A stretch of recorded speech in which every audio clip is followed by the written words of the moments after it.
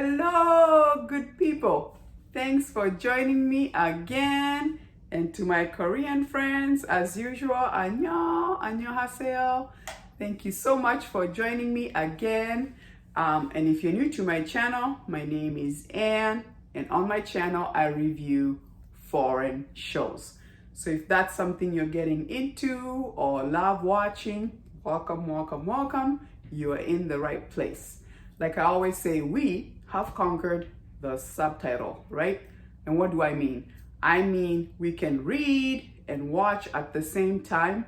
And after a while, and especially when a show is really good, you forget your reading, right? You know what I mean, right? And so if this is something you're getting into, welcome. There's so much foreign content out there to enjoy. So why not diversify our selections of shows?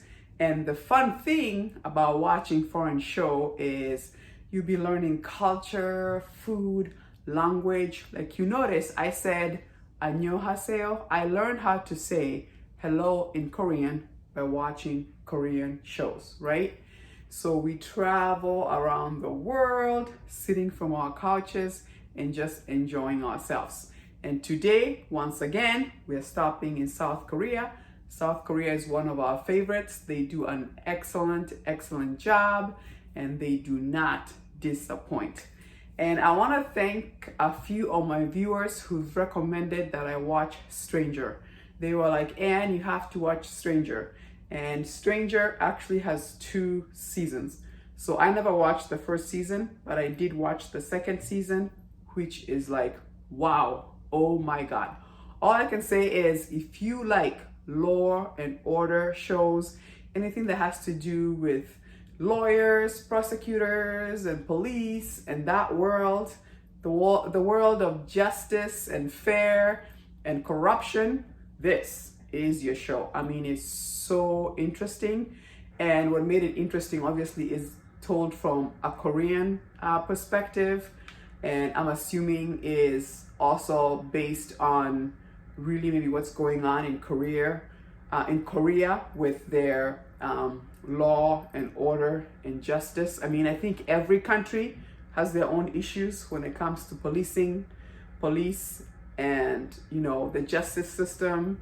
I mean, United States, as you all know, as the world has seen, we all have a lot of issues, with police and race and justice, all that stuff. So this is a Korean show where they explore about the relationship between law and order. And really, the way the story is set up is it's the almost like the fight between the police and the prosecutor. And really what happens is when the police needs a warrant, they have to go through the prosecutors.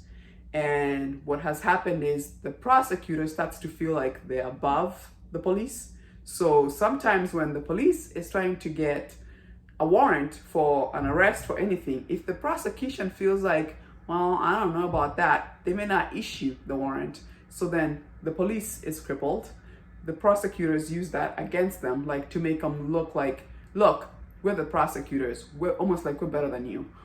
When in real life, it should really be, you do your part, I do my part, and let's all work together to bring law and justice. So they really explore a lot about that relationship, and you can actually kind of see how the prosecutors feel like they are better than the police. That's one.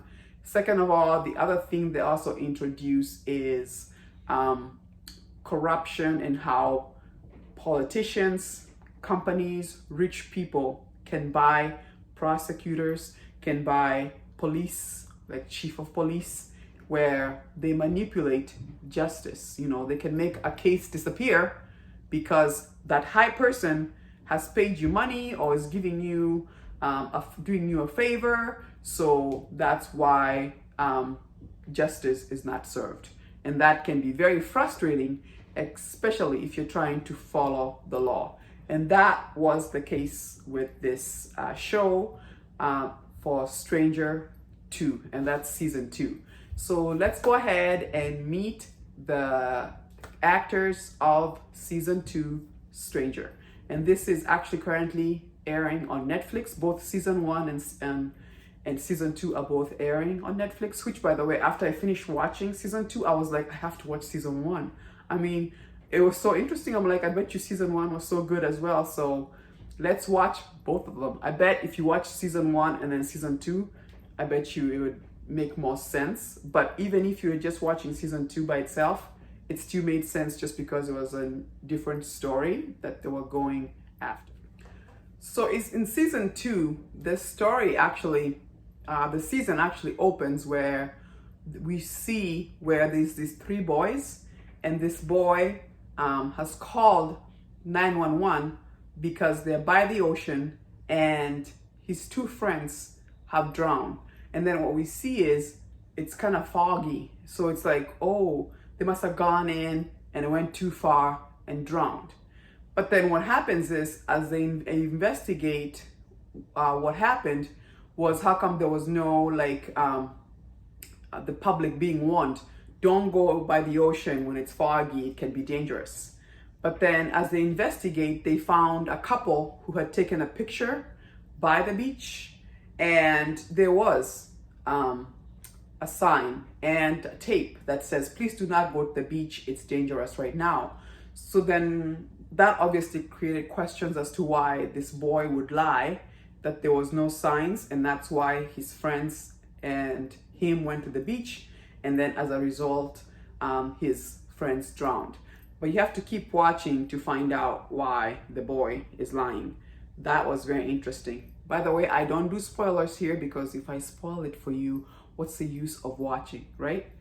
Anyway, so then we're introduced to the characters. So Cho Si-won's character is playing as a prosecutor, who, by the way, I so love. Like the whole time he keeps this stone face. I mean, it doesn't matter if he's happy, it doesn't matter if he's being yelled at by someone, he just has the stone face.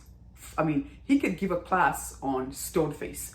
It was like, man, you are so serious. He always kept that stone face, which, by the way, I have to thank the director, because at the end, the director does give us him smiling.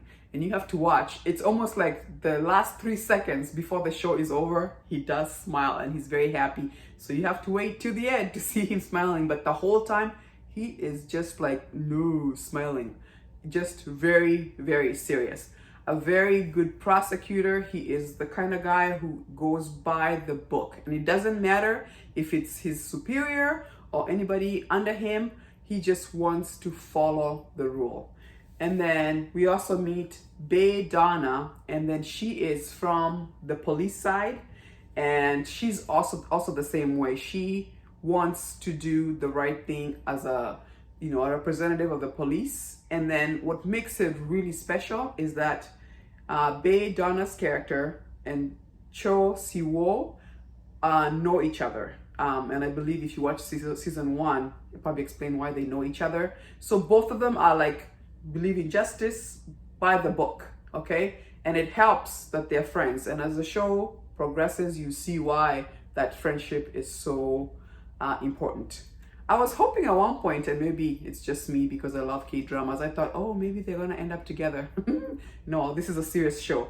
But maybe season 3, right? Because if you watch to the end, this is teed up to be season 3. And I can see why it is so good. I mean, this could go on. It's like one of those shows that could have 7 season, 8 season, 10 season, just because there's so much to explore when it comes to law and order. And then the other characters that we meet are Moo-seong Choi, who, by the way, I loved. He played the father figure in Reply 1988. I reviewed that, so if you want to watch a review about that, that was really, really good. He played a single dad, which he was so nice. But in this show, he's definitely playing a different character. So you have to keep watching. And he is playing the boss of So he's like the chief prosecutor. So he is who Cho Wong's character reports to. And then we also introduced to Hye-Jin, and she is like the chief police. And so that's who Bae Donna reports to. So there's the case of the boy who his friends drowned. So that opens up an investigation as to why that happens. And really, they assigned that investigation to the other character who was also in season 1, Lee Joon-hyuk. And when he goes to investigate, he's kidnapped and is really being mistreated because they sent pictures of him. We're kind of given the idea that he's hurt and bloody, and now we have to find out who kidnapped him and why. Okay, why would they do that? So you have to watch to find out why that is. And then the last person we're introduced to is Yoon-se, and she plays this rich woman who runs this company. I believe it's called Hajo. And you can tell this is where power, money comes to affect law and justice. Okay, you can tell because of how much money or influence she does have a strong hold on the prosecuting office and the police office. So that being said, there has been tons of stories of where maybe a case would disappear because the prosecutor's office and the police office just, because of the influence from the top, is making them make a case disappear.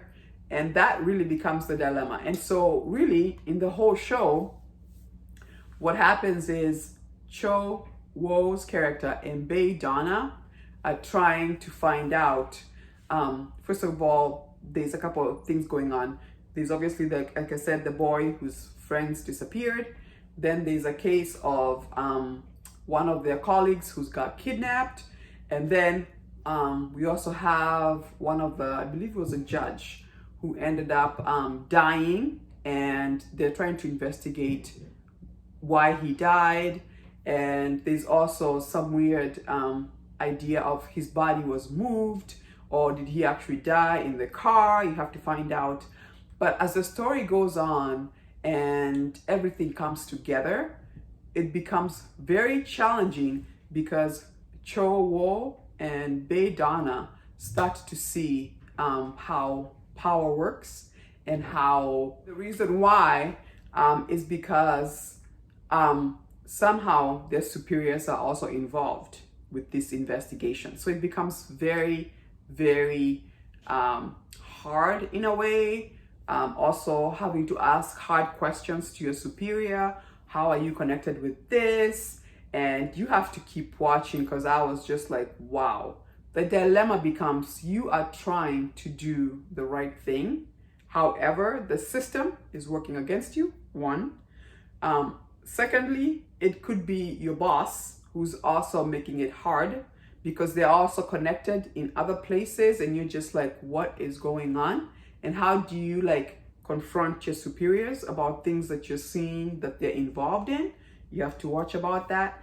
And then you also get the feeling that it's just not about people not following the law or justice. It's become a culture where you can tell everybody's like, but that's what we do. So it's almost like when you confront them about, well, that's not right, that's not by the book, they're almost looking at you almost like everybody does it, so what's the problem?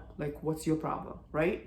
So you have to keep watching, but it's just an excellent show. Like I said, if you love Law and Order, you're gonna love this. And I feel like this can translate in any country, just because I think all of us have issues with our law and justice systems.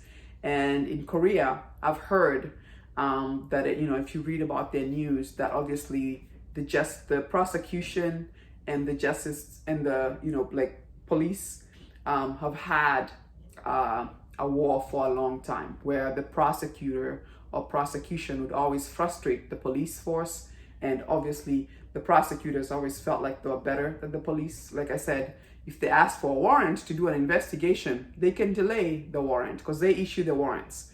So, it's those kind of things, and then money and power. And I feel like obviously this is something that happens in any country, but it was just an excellent series. Well done. The actors are all really, really good. They do a good job. I would say as you watch, this is one of those you really have to pay attention, especially for us who are reading the subtitles, because every information we're given is connecting to another clue. So if you miss a clue, you may be like, wait, what happened, right? But I like that every episode, as it starts, they give you a recap so you can get caught up, just in case you are not binge watching, you watched something and then came back. They will still do a recap, so you're like, okay, yep, I remember where we were, and then you start from there. But just an excellent, excellent show. And by the way, I do want to thank our translator. I believe Leah Choi was translating this one, and I believe there was I think Joy Young Park. I'm sorry if I'm forgetting that, but I want to thank our translators, because without our translators, we would not enjoy these foreign shows. But once again, thank you so much for joining me. Kamsahamnida. Please watch Strangers if you love Law and Order. My American friends, we have Law and Order. If you love that kind of stuff, Law and Order, CSI, all that stuff that has to do with, police and How to Get Away with Murder is another one I can think of. Then you would definitely enjoy this one. Thank you so much for joining me, and I'll see you again when I review another excellent foreign show. Deuces.